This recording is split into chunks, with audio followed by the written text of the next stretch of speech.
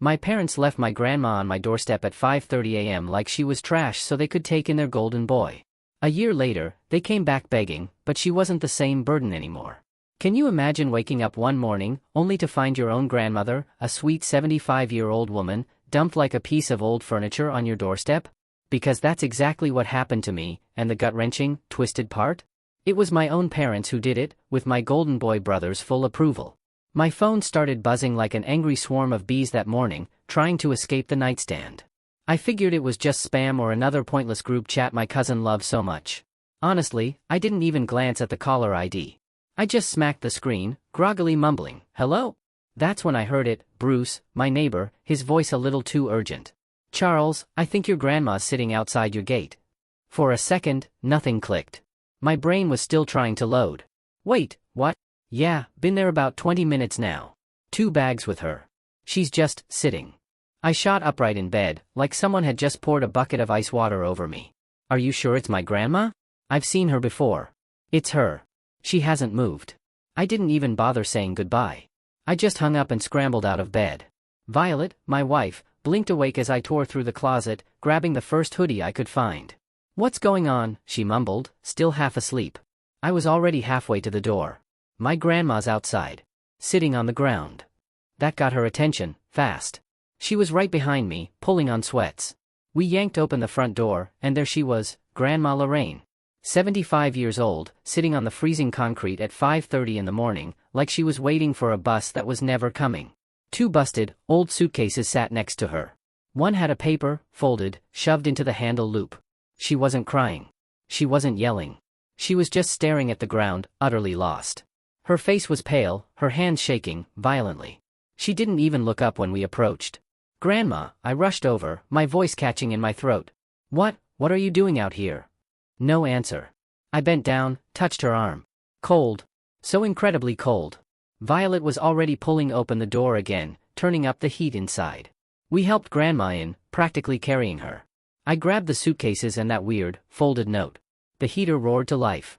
We got Grandma wrapped in 2 thick blankets, but she still hadn't said a word. Violet sat next to her on the couch, gently rubbing her back while I opened the note. It was just a flimsy piece of paper. It said, "We figured this was best. Please understand." That was it. No names. No explanation. Just that. I stared at the paper, willing it to change, to reveal some hidden meaning. It didn't. And that's when it hit me, like a physical blow to the chest. My parents. My own mother and father. They'd done this. They had dumped my 75-year-old grandmother at my front gate like she was unwanted junk furniture they didn't have space for anymore. My hands were shaking so hard I could barely walk over to the security monitor. I pulled up the footage, scrolled back to about 5 a.m. And there it was. My dad's SUV pulled up, quiet as a ghost. He got out, opened the back door. Mom helped Grandma out. They placed the bags next to her, said nothing, and got back in the car. Drove off like they were late for breakfast. No hugs. No explanation. No knocking on our door. Just, gone. This deep, slow burn started in my chest. Not a loud, explosive anger, but a heavy, settled rage that I knew would linger all day. I called my dad. No answer. Called again. Nothing. Tried my mom. Straight to voicemail. I tried them a dozen more times, pacing the living room like a caged animal. Meanwhile, Grandma finally spoke. Her voice was a thin, reedy whisper, like she hadn't used it in hours. "I'm sorry for showing up like this, Charlie. I didn't mean to bother you too." I nearly dropped the phone. "Grandma, no. Don't you dare say that. You're not bothering anyone." Violet leaned in, nodding emphatically. "You are always welcome here." I asked her, trying to keep my voice steady, "Why didn't you knock? Why didn't you call?" She looked down at her hands. "Didn't want to wake anyone. I figured someone would come out eventually." I sat across from her. "Did they say why they dropped you off?" She hesitated, then nodded slowly. "Last night, your dad packed my things. Said Tyler and Olivia were moving in and the house was going to be too crowded." I blinked. "That was it? No warning? No plan?" She just shook her head. "He said it wouldn't be forever. Just until they got settled. And they just left you in the cold?" She looked away, not crying, just dead quiet. The next morning, we all had breakfast. Or, tried to. Grandma just sat there, holding her mug like it was the only thing anchoring her to this world. After Violet took Sophie, our daughter, to school, I told Grandma straight up, "We're going over there today. I want answers. She looked hesitant at first, but then a flicker of resolve.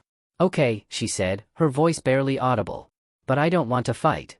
Too late for that, Grandma, I muttered. I called out of work. Violet did the same. We loaded Grandma into the car and drove to my parents' house. As we pulled into their neighborhood, I already felt the tension crawling up my spine. There was a white moving truck parked outside their house, and Tyler was standing next to it, laughing about something with Olivia. The anger that had been simmering all morning? It started to boil. I parked a little up the street. Not because I had to, but because I didn't trust myself to pull into their driveway without wanting to smash someone's bumper. We walked toward the house slowly. Tyler noticed us first. His smirk vanished when he saw Grandma. Olivia's face dropped, like she'd just been caught doing something truly shameful at church. Neither of them said a word. They just gave stiff, half-nods, like we were strangers, not family. My parents were inside, acting like nothing was happening. I didn't bother with, hello. You dumped her at my gate like she was garbage. Dad looked at me, completely devoid of emotion. Just that blank, vacant stare he used to give me when I hadn't mowed the lawn. Right. She's staying with you now, isn't she? What's the problem? My jaw clenched so hard I actually heard it crack. The problem, I snapped, my voice shaking with fury, is that you left her outside in the freezing cold at 5:30 in the damn morning. Mom set her coffee down, all dramatic. Charles, we're not going to do this. We had no choice. No choice? I turned to Tyler. You couldn't stay in a hotel? An Airbnb? Rent a room for a few weeks. Tyler shrugged, like it was the most obvious thing in the world. I'm not blowing money on rent when we can stay here for free. It's family. Yeah, I sneered. Family. That's what this is about, right? Mom leaned forward, her voice quick and condescending, like she was explaining a spreadsheet to a toddler.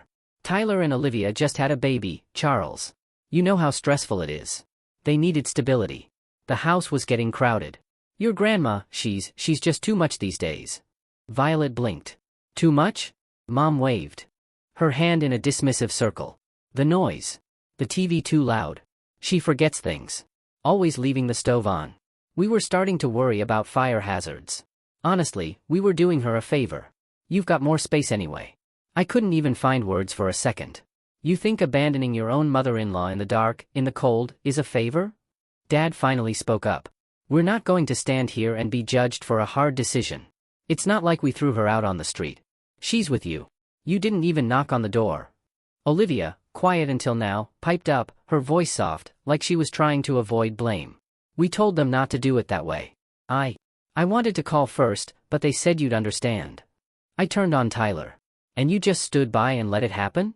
He crossed his arms. Look, man, you're being dramatic. She wasn't happy at the house anyway. She complains all the time. She's stuck in the past. Everything's back when your grandfather was alive, this and I used to cook like that. Like, okay, we get it. I stared at him, like I didn't recognize the dude anymore. She gave up her retirement to help raise us. She paid your college deposit when Dad said he couldn't afford it. Grandma's hands tightened around her bag for a second. She didn't say anything, but her eyes dropped to the floor, like she was remembering it too. He used to hug her after dinner, ask her to sit in the audience for every school play. Now she was just furniture to him. Not even the good kind. Just the kind you dump when you need space. Tyler rolled his eyes. Thank you. That doesn't mean she gets to control the house now. She was making Olivia uncomfortable. Olivia stiffened, but didn't deny it. Grandma didn't say a word. She stood there, completely silent. Not a single word of defense. She looked like she didn't even belong in the conversation. That did it for me. You all make me sick. Dad stood up slowly. Watch your mouth, son. Violet stepped between us, her voice surprisingly calm, but lethal. No, you watch yours. You dumped your mother like a bag of old clothes because your golden boy showed up needing a crib. Mom stood too, arms folded. We did what was best for everyone. No. I shot back. You did what was easiest for you. The air in the room got thick, heavy. No one wanted to be the first to blink. Tyler looked bored, like he was completely over it already. You done now? We've got stuff to unpack. I took a step toward him, not even thinking. You don't get to act like this is normal. You don't get to act like you're the victim because you had to give up cable TV for a week to make room. He shrugged. Look, you're already taking care of her. It worked out. I don't see what the big deal is. Grandma's voice suddenly broke through everything, quiet but cutting through the tension like a needle. I didn't want to be a burden. I turned to her fast. You're not. Don't you ever say that. Mom sighed, like she was the one exhausted by all this. We didn't want to hurt her feelings. But sometimes you just outgrow things, people. I think that was the line that broke Violet. She turned to my parents and said flatly, "You outgrew your mother-in-law." Dad snapped. "Get out of my house right now, or I'm calling the police." I laughed. I actually laughed. "You gonna tell them you kicked your elderly mother out in freezing weather?" He pointed at the door. "Out." Violet gently took Grandma's arm. "Let's go. We don't belong here." We walked toward the door. Not one of them moved to stop us. Not one apology. Not one shred of shame. As I opened the front door, Mom called out, "Don't turn this into some moral crusade, Charles. She's your responsibility now." I didn't look back. I just said, "Gladly." We walked out without another word. Outside, the moving truck beeped as it backed up the driveway, like nothing had happened. As I helped Grandma into the car, I looked over at the house I used to grow up in. It didn't feel like home anymore. It just looked like walls with a roof, sitting on top of selfish people. I opened the door for Grandma. She moved slow, like her bones were carrying weight they'd never fully unload again. Violet helped her with the seatbelt while I stood there for a second, staring at that house. I wasn't sad anymore. I wasn't even mad in the usual way. I was just clear. We drove off without another word. Tyler didn't come out. My dad didn't storm the driveway. Mom didn't call out some last, guilt-soaked line. They just let us go, like we were nothing. It was weirdly quiet in the car the whole ride back. Until I pulled into our driveway and turned the engine off. "I'm filing a report," I said.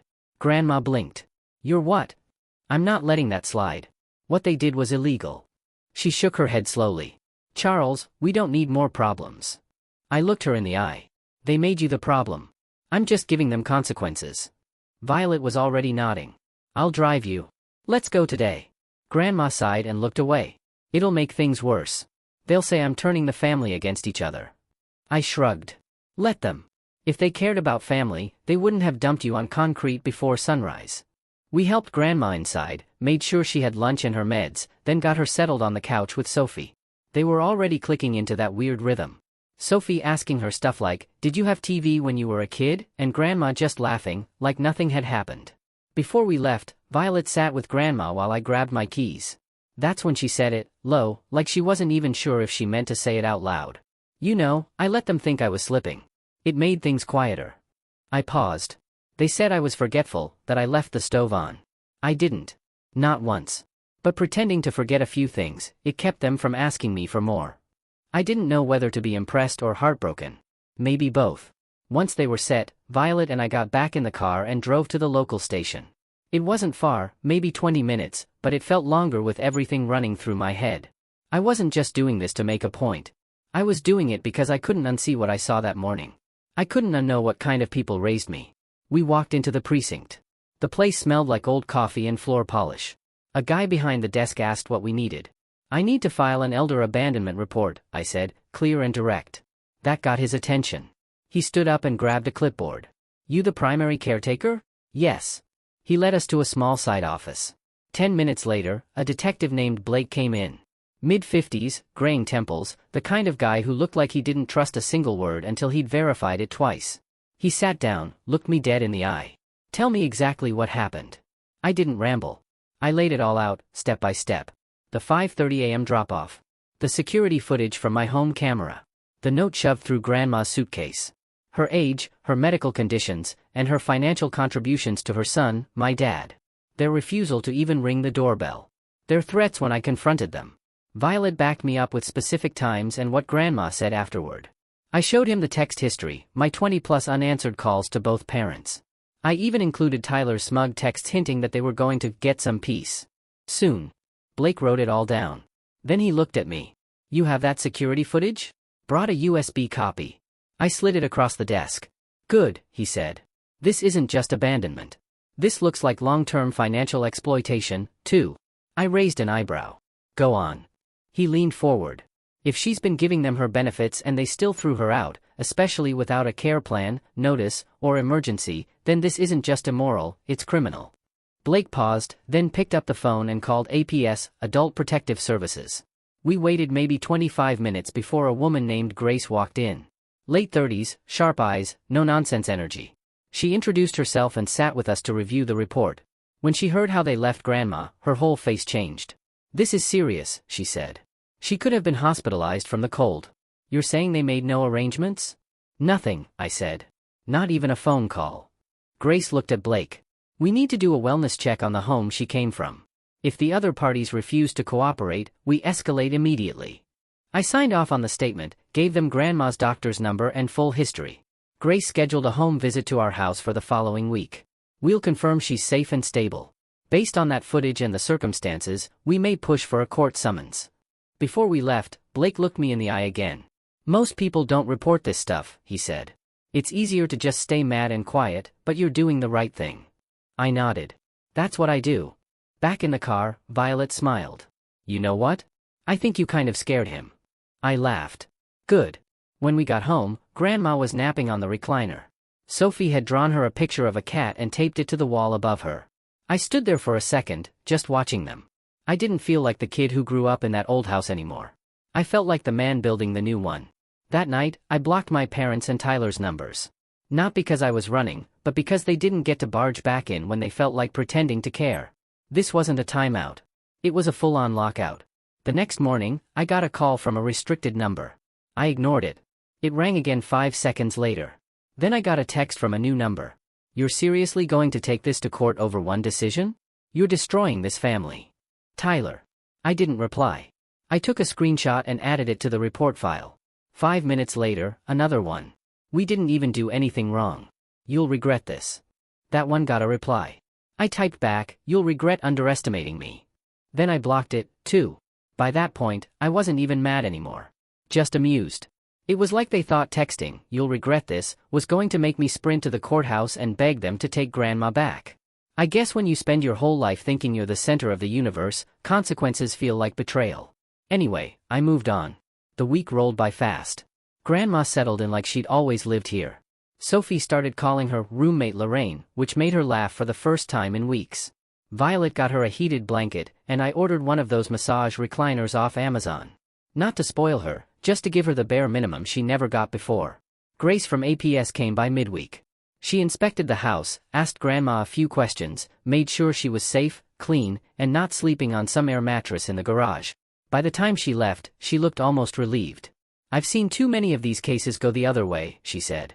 Glad to know she ended up somewhere good. That Friday, I got the email.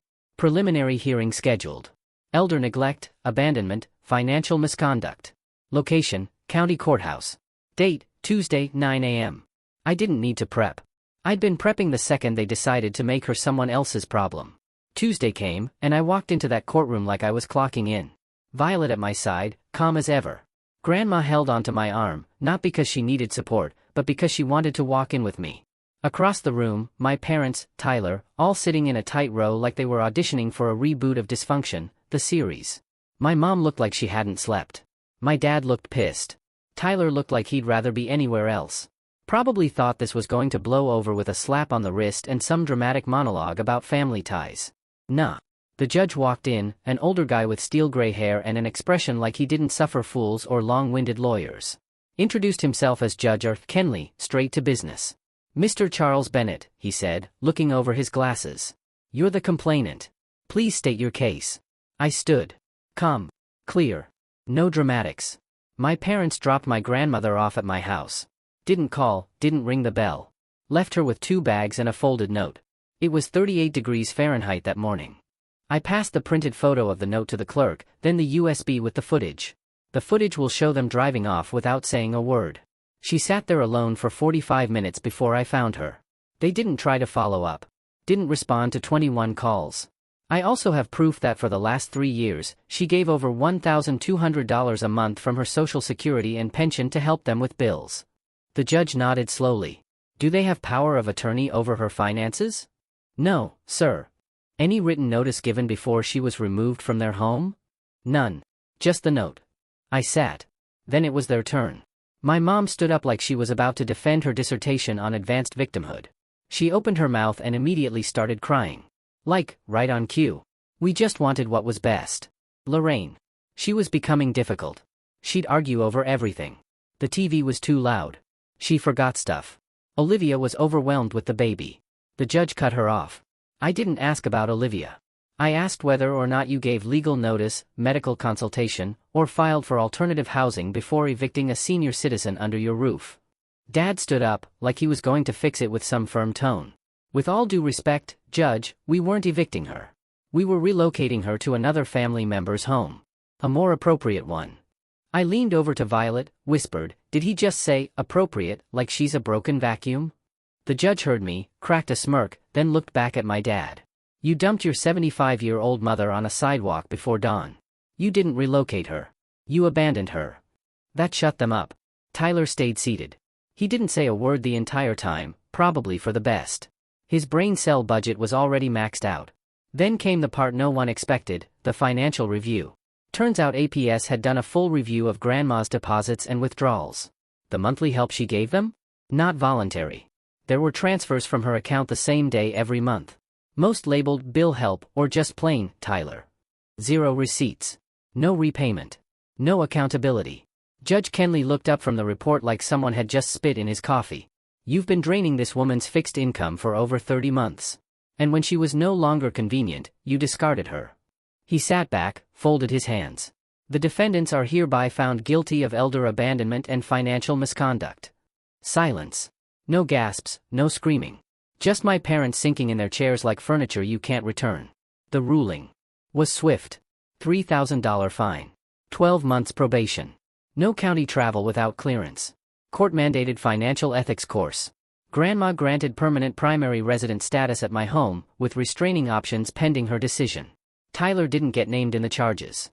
He wasn't a legal guardian, just a freeloader with a weak spine and no say on paper.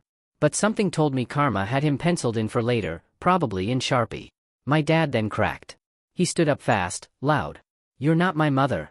No real mother would let her son be dragged into court. The judge banged the gavel once, hard. Silence. Sit down. But he didn't. He pointed at Grandma like she'd betrayed some invisible contract. You raised a manipulator, he said. You raised a snake. That's when Grandma stood. She didn't yell. She didn't cry. She just looked him in the eye and said, her voice steady and clear, I raised a man who's standing next to me. You raised yourself into a corner. The judge nodded, like that was the real verdict. Court adjourned. We left without looking back. Tyler kept his eyes down the whole time. Mom was still dabbing at dry eyes with a tissue. Dad was frozen in place, like he couldn't process the fact that his status as patriarch didn't mean squat in front of the law. Out in the parking lot, Violet grabbed my hand. Grandma let out the longest exhale I'd ever heard from her. You okay? I asked. She looked at me, steady. I'm more than okay. I'm free. And yeah, I believed her. We drove home from court without music, without small talk. Just the sound of tires and a kind of quiet satisfaction. Grandma didn't say much. She sat in the back like a passenger who'd finally reached her stop. Back at the house, I ordered dinner. Grandma went to her room early, said she needed to think. Which, for her, probably meant sitting quietly by the window, like she always did when something was brewing. The next night, she called us into the living room. Me and Violet sat down. She pulled an envelope from under the cushion. No build-up. No big speech. I didn't tell anyone, she said, her voice calm, because I wanted to see how they'd treat me when I had nothing. I opened the envelope. Legal documents. Deeds. Account summaries. Asset records. She had property in Santa Cruz. A chunk of money tied to old restaurant ownership and investments I didn't even recognize. Total net worth, $51 million. All in her name. All clean. Violet sat up straight. I just blinked at it. I sold the land my sister left me years ago, Grandma said. That restaurant I worked at? I own part of it. Silent share. I never told your father. He'd have sucked it dry. All of it's under my maiden name. She added, almost like a side note, I kept the paperwork out of the house. Used a P.O. box and a different bank. Your father never had a clue. She said it like she was reciting the weather forecast. No drama. Just facts. Then she handed over another set of papers. I remember you two joking about opening a resort by the beach somewhere peaceful. My jaw dropped. You're now the legal owners of a coastal property in Monterey. Small place, 50 rooms, spa. It's yours if you want it. Violet stared at the papers. This is real. Realer than the people I raised, Grandma said. We didn't celebrate or cry. We just sat there, letting it register. Not just the gift, but the meaning behind it. She'd waited. Watched. Took mental notes. And now she was rewarding what she saw. I don't want praise, she added. I just want a rest. And I want to know my money is not going to people who would trade me for a guest bedroom. I nodded. You're safe here, Grandma. And we'll treat this gift the way you would. Calm and smart. We didn't quit our jobs. We didn't make announcements. We waited. That weekend, Violet and I drove to Monterey alone. The place was real. Clean. Quiet. Managed by a retired couple who'd been running it for years, thinking it would be bought out and turned into condos. When we told them we were the new owners, they didn't ask about money. They asked if we planned to keep the garden and the reading room. We stayed for 2 days, took notes, asked questions. The whole drive back, we didn't talk about quitting our jobs. We talked about how to make it work without throwing everything away. We'll give it time, Violet said. Figure out if this fits our life instead of blowing up the one we already have. Exactly, I said. We'll run it like Grandma did. Quiet. Steady. No handouts. No noise. That week, we didn't tell anyone. By Thursday, a random distant cousin commented, "Congrats on Violet's Instagram post from your Monterey trip." That was the leak. The next Saturday morning, the doorbell rang. I looked through the peephole. It was my mom, holding a pie. Behind her, my dad and Tyler, all three dressed like they were heading to a church fundraiser. Tyler even wore slacks. Slacks. "Hi, sweetheart," Mom said, like nothing had happened, her smile so hard it looked painful. "We've been thinking about you, about Lorraine." Violet appeared behind me. Grandma stood at the end of the hallway, arms crossed. "Can we come in?" Mom asked. "We just want to reconnect." "Reconnect?" I asked. Dad jumped in. "It's been a long time. We miss our family. Things were tense before. Everyone said things they regret." Tyler held up a photo album. "We brought pictures. We thought Grandma might want to see the baby again." "Right. The same baby that was apparently allergic to old people last month." Grandma stepped forward, her face unreadable. Then she smiled, slow and sharp. "You didn't care when I was freezing on a sidewalk," she said. "But now you want to reconnect." No one spoke. She nodded to herself. "You can keep the pie, but the door stays closed." I shut it firm. Clean. No slam. Just, done. Monday morning, I submitted the paperwork for a full household restraining order. Grandma didn't ask for it. I just did it. No hesitation, no dramatic pause. I took the packet down to the courthouse, signed it in blue ink, and filed for a household-wide restraining order. Grandma's name, mine, Violet's, and Sophie's. Every name that mattered. No warning texts, no long explanations. Let them find out the same way Grandma found herself sitting on the sidewalk without notice. Later that afternoon, we got the confirmation. Approved. The sheriff's office would deliver the notice in person. No contact. No loitering. No backdoor visits pretending to drop off food or some sudden sentimental item. It wasn't about vengeance. It was about control. Our house, our peace, our rules. 2 days later, the doorbell rang. This time, it wasn't them. It was Olivia alone. She stood on the porch, holding the baby. No bags, no stroller. Just tired eyes and a stiff grip on the little one, like she hadn't slept in days. Violet opened the door, but didn't say anything. I stepped beside her. "I'm not here to beg," Olivia said quickly. "I'm not here for money." Grandma heard her voice and walked up behind us, leaning slightly on the doorframe. "I just wanted to say sorry," Olivia said, eyes locking with hers. She didn't fake cry. Didn't play the helpless daughter-in-law. She just stood there, with a baby on her hip and regret on her face. "When they kicked you out, I didn't speak up. I was scared. I should have said something. I'm sorry." Grandma didn't move right away. Just stood there watching her, like she was trying to read the fine print on a contract. Then she spoke, calm but sharp. "And if I'd frozen to death that morning," she said, "would you have still been silent?" Olivia didn't dodge it. She just swallowed and said, "I don't know. But I'd never forgive myself." Grandma nodded once. That was it. Not a hug, not a smile. Just acknowledgement. "You don't have to forgive me," Olivia added. I just needed to say it out loud. She turned to leave. "Wait," Grandma said. Olivia froze. "You still with Tyler?" "No," a shake of her head. "After he blamed me for losing the inheritance, he snapped, punched a hole in the wall. I took Emily and left. I don't want anything from any of them." Grandma didn't respond right away. Just looked at the baby. "She have enough diapers? Formula?" "We're managing," Olivia said. "I'm working part-time at the clinic near my mom's place. Leave your number with Charles. If the baby ever needs something important, just her, not you, I'll help. But don't come here again. Not out of rudeness. I just need to keep things clean." Olivia nodded, left her number on a sticky note, and walked off without looking back. We closed the door. Violet looked over. You okay with that? Better than I thought I'd be, Grandma said. She didn't lie to my face. That's already more than I can say for most. Later that night, I checked social media. Big mistake. Tyler had posted some passive-aggressive rant about snakes in the family and money-changing people. Subtle. In his comments section, a mix of sympathy and confusion. A few distant relatives chimed in with things like, "Didn't she raise you?" and "This ain't it, Tyler?" A day after that post, my mom called from a new number. Didn't answer. She left a voicemail that started with, "Charles, please," and ended with, "We're still your parents." Didn't bother listening to the middle. That Friday, a letter showed up in the mail. No return address, but the handwriting was my dad's. A real piece of work. 3 pages, front and back. It bounced between guilt trips, fake self-awareness, and one line that stood out: "If Lorraine's going to be leaving a legacy behind, don't you think it should be shared fairly?" That was the nail. I scanned it, added it to the court file, then brought it to Grandma. She read the line, set the pages down, and said, "They still think I owe them something." Then she picked up her phone, called our attorney, and said 9 words, "Let's finalize the paperwork. I'm ready to sign everything." That afternoon, she had a notary come to the house. She rewrote her entire will. Charles, full beneficiary. Violet, included by name.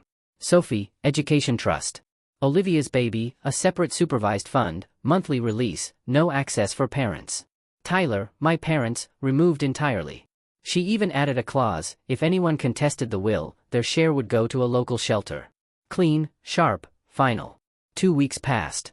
No door knocking, no fake invitations. Just silence. Then the paper trail started. First, we got served notice that Tyler was trying to challenge Grandma's mental capacity through some sketchy lawyer. We sent over APS records, court footage, medical notes, and the updated will, signed under legal supervision. Case got thrown out within 5 days. Next came the fake apology letters, long-winded paragraphs from my mom about healing the wounds and not letting bitterness guide our final years. She even included a line about reuniting the family over a meal, maybe in Monterey. I didn't even show it to Grandma. I shredded it the second I read that line. She never wanted reunion. She wanted closure. And now she had it. At night, she'd sit out back with Sophie on the swing. They didn't talk much, just sat there watching the sky dim. She didn't brag. She didn't glow with revenge. She just looked steady, like someone who'd finally stopped checking the locks on the doors because she knew no one was coming in uninvited anymore. That weekend, I printed out a new sign for the front gate. No soliciting. No apologies. No access. Grandma saw it, chuckled once, and said, "Might as well hang it in gold." I grinned. Don't tempt me. The next week, word got around that Tyler was living back with my parents, but not for long. 2 months later, they kicked him out. Apparently, he'd racked up credit card debt trying to impress some new girlfriend and tried to borrow from their joint account. When they said no, he lost it. Yelled, broke a lamp, and punched a cabinet. They called the cops, not to report him, but to scare him. Didn't work. He left that night and hasn't been back since. Olivia, she stuck to her word. Stayed gone. Never asked for more. Never came back unannounced. The monthly trust Grandma set up for the baby kicked in cleanly. We got the reports. Formula, doctor visits, daycare. Nothing shady. As for my parents? They moved 2 towns over. Quiet neighborhood. Low profile. I heard they tried rejoining the local community church. Didn't last. People remembered the court case. Word travels. Nobody forgot what they did. Mom stopped posting online. Dad pulled back from every social circle he used to brag in. They tried hosting a family gathering once, but only 3 people showed up. And none of them stayed long. They're isolated now. Not because we ruined them, but because they did it to themselves. They made their choices. And for once, those choices caught up. Grandma, she's still with us. Still wakes up early. Still makes pancakes too thin and coffee too strong. She never brags. She doesn't have to.